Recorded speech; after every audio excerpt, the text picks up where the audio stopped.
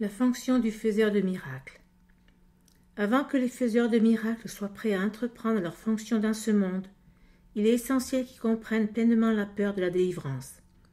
Autrement, ils pourraient entretenir sans le savoir la croyance que la délivrance est un emprisonnement, croyance déjà largement répandue. Cette malperception vient à son tour de la croyance voulant que le nuisible puisse se limiter au corps. Cela, à cause de la peur sous-jacente que l'esprit puisse se blesser. Aucune de ces erreurs n'est signifiante, parce que les malcréations de l'esprit n'existent pas réellement. Reconnaître cela est un bien meilleur mécanisme de protection qu'aucune forme de confusion de niveau, parce qu'elle introduit la correction au niveau de l'erreur. Il est essentiel de se souvenir que seul l'esprit peut créer, et que la place de la correction est au niveau de la pensée. Pour étayer un précédent énoncé, le pur esprit est déjà parfait et ne requiert donc pas de correction. Le corps n'existe pas, sauf comme un mécanisme d'apprentissage pour l'esprit. De lui-même, ce mécanisme d'apprentissage n'est pas sujet à l'erreur parce qu'il ne peut créer. Il est évident donc qu'induire l'esprit à abandonner ses malcréations est la seule application de l'aptitude créatrice qui soit vraiment signifiante. La magie est l'usage sans esprit ou malcréateur de l'esprit. Les médications physiques sont des formes de sortilèges, mais tu ne devrais pas tenter d'utiliser l'esprit pour guérir si tu as peur de le faire. Le fait même que tu as peur rend ton esprit vulnérable à la malcréation.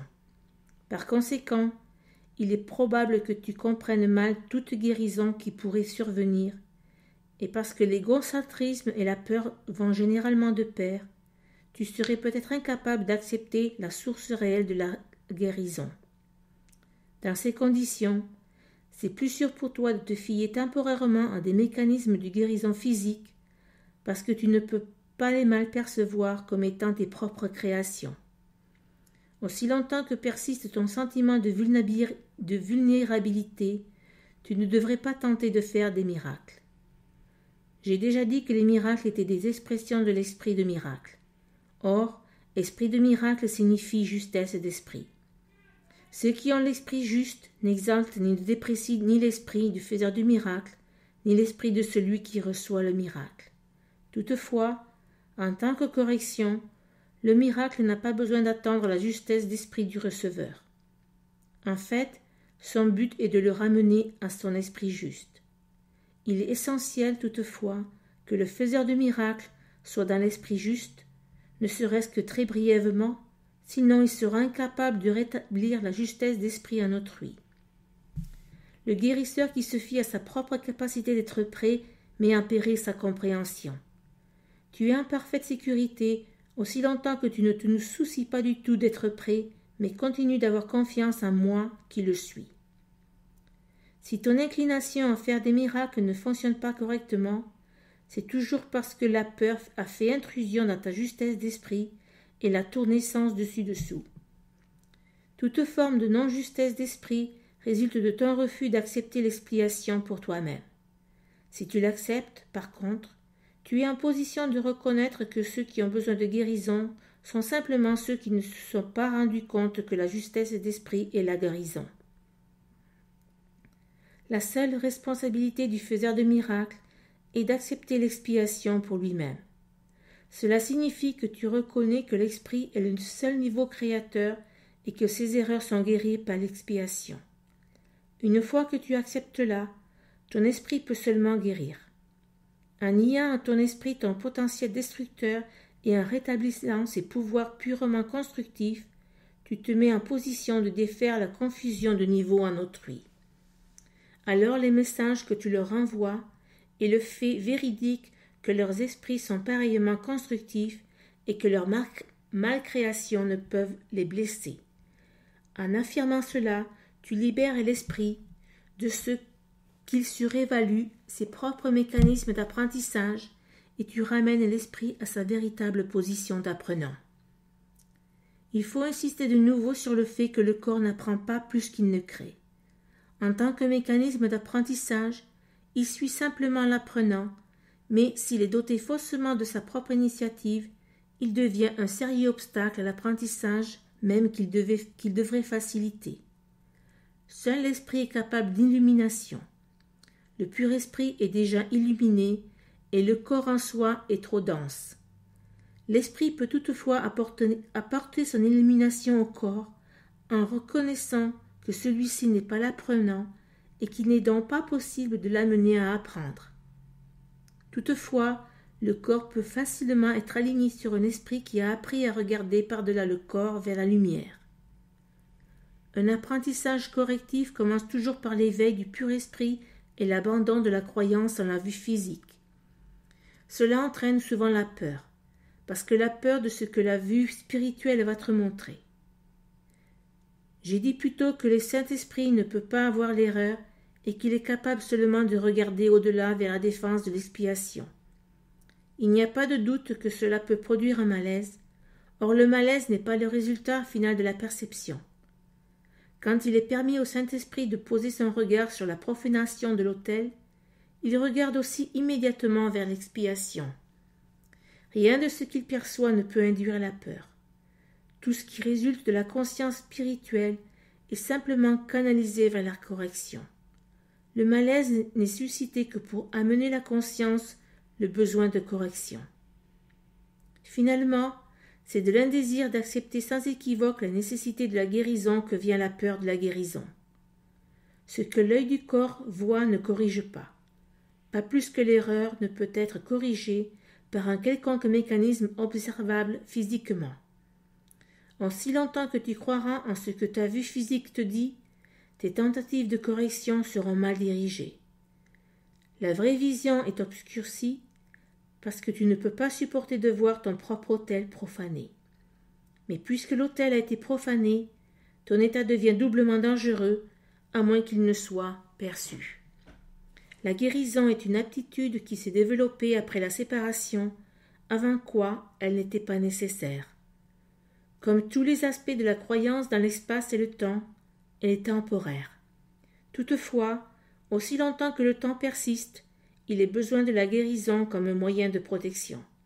Car la guérison repose sur la charité, et la charité est une façon de percevoir la perfection d'autrui, même si tu ne peux pas l'apercevoir en toi-même. La plupart des concepts plus élevés dont tu es capable maintenant dépendent du temps. La charité est en fait un reflet plus faible d'un amour qui embrasse tout, beaucoup plus puissant, et qui va bien au-delà de n'importe quelle forme de charité que tu es présentement capable de concevoir. Dans le sens limité où elle peut être atteinte maintenant, la charité est essentielle à la justesse d'esprit. La charité est une façon de regarder quelqu'un d'autre comme s'il avait déjà dépassé de beaucoup ce qu'il a effectivement accompli dans le temps.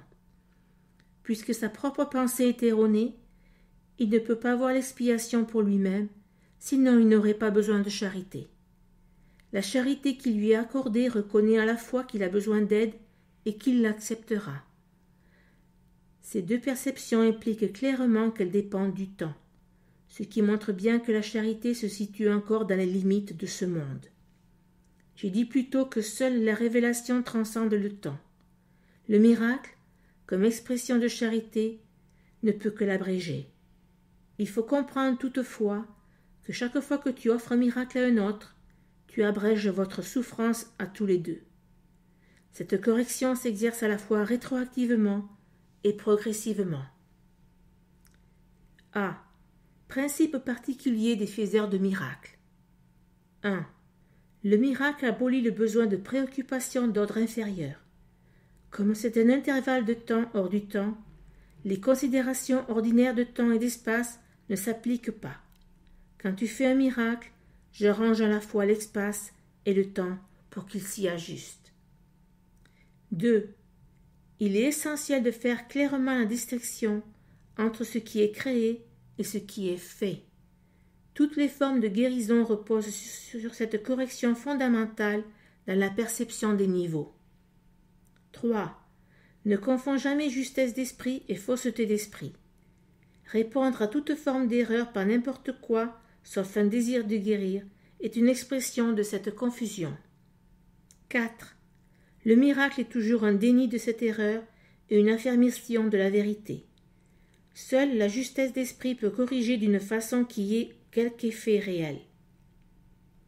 D'une manière pragmatique, ce qui n'a pas d'effet réel n'a pas d'existence réelle.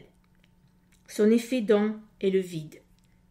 Étant sans contenu substantiel, il se prête à la projection. 5.